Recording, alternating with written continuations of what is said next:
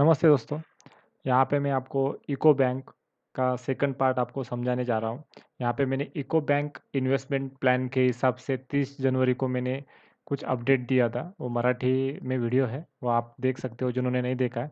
और जो जिन्होंने यूको बैंक का जो वीडियो देखा है, उन लोगों के लिए मैं अभी नेक्स्ट अपडेट दे रहा हूँ।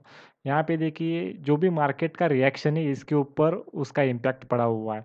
लेकिन इसका कोई अप मूव का चांस नहीं था। मतलब यहाँ पे जो भी है अभी 26 रुपये को है, लेकिन यहाँ पे आएगा तो भी मैक्स टू मैक्स 28 रुपीज़ 45 पैसे पे आएगा। तो यहाँ पे यहाँ तक आ सकता है।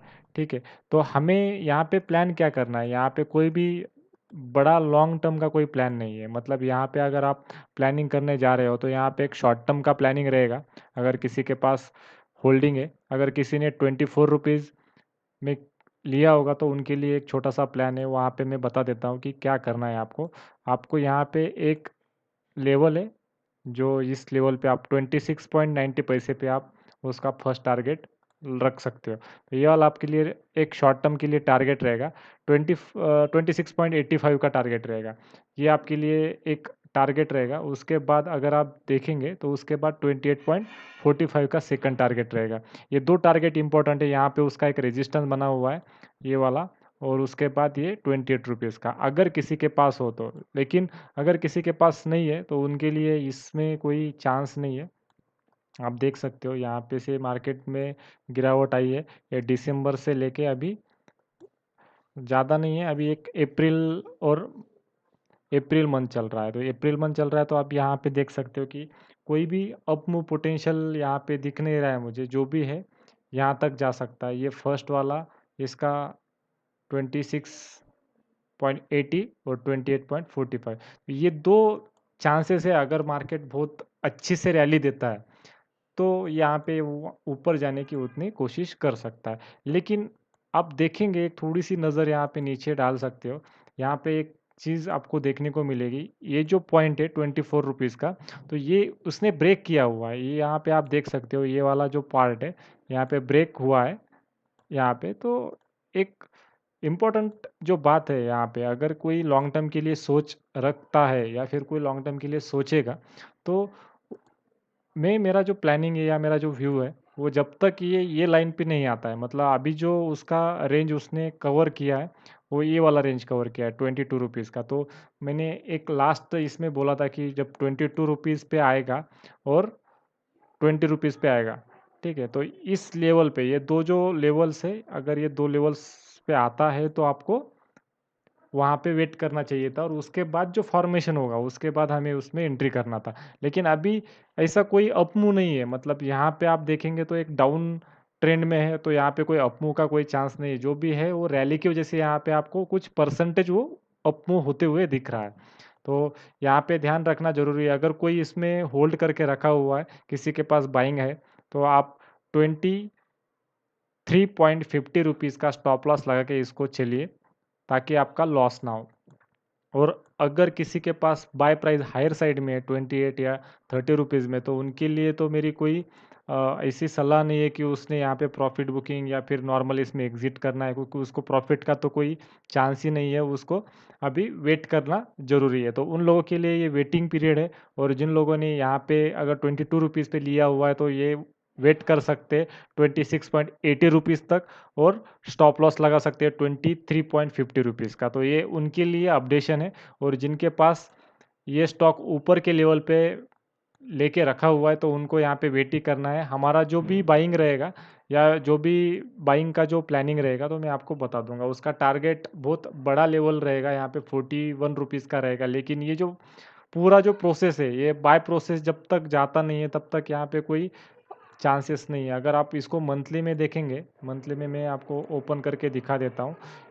यहाँ पे मंथली में भी, हाँ, यहाँ पे एक आपको प्लस पॉइंट है कि मंथली में ये जो है कोई रेजिस्टेंस उसका लेवल नहीं है मंथली में। तो मतलब ये लॉन्ग टर्म के हिसाब से अगर आप देखेंगे तो इसका एक फ्यूचर के हिसाब से बहुत अच्छा स्टॉक है। फ्यूचर के हिसाब से आप देखेंगे तो इसका यहाँ पे एक लेवल है।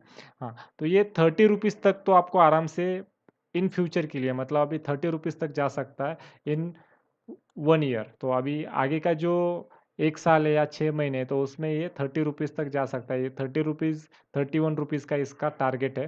तो अगर ये मंथली कैंडल के बेसिस पे दे रहा हूँ मैं, और वीकली में देखेंगे तो वीकली में कुछ प्रोसेस बाकी है इसकी। तो ये वीकली में जो प्रोसेस है, 28 रुपीज़ का एक प्रोसेस है, 30 रुपीज़ का एक प्रोसेस होगा। ये 2 प्रोसेस कंप्लीट होती नहीं है तब तक, तो मेरी सोच रहेगी कि इसमें थोड़ा-सा वेट ही करूँ, और वेट करने के बाद यहाँ पे जैसे कि ये ऐसा टाइम लेता है, तो टाइम लेने के बाद जब ऊपर जाएगा यहाँ से जब देखिए यहाँ से क्या होता है ना, इसको ब्रेक करेगा, और उसके बाद जब ऐसे एक रैली देगा यहाँ पे, ऐसी रैली देगा, तो मैं उसको बाय करने की सोचूंगा। लेकिन डायरेक्ट उसमें एंट्री करना तो मेरे लिए तो रिस्की रहेगा। मतलब यहाँ पे मैं एक चीज़ सीख चुका हूँ कि आप गलत टाइम पे अगर कोई ट्रेड या स्टॉक ले लेते हो, चॉइस कर लेते हो, तो उसको आप गलत टाइम पे ले लिया तो आपको रुकना पड़ता है। मतलब आप बिलीव नहीं करेंगे कि मेरे पास ऐसे भी स्टॉक्स है जो मैं 1 2 3 साल से उनको होल्ड करके रखा हुआ है। उसका एक ही माइनस पॉइंट था कि मैंने गलत टाइम पे उसको पिक किया था,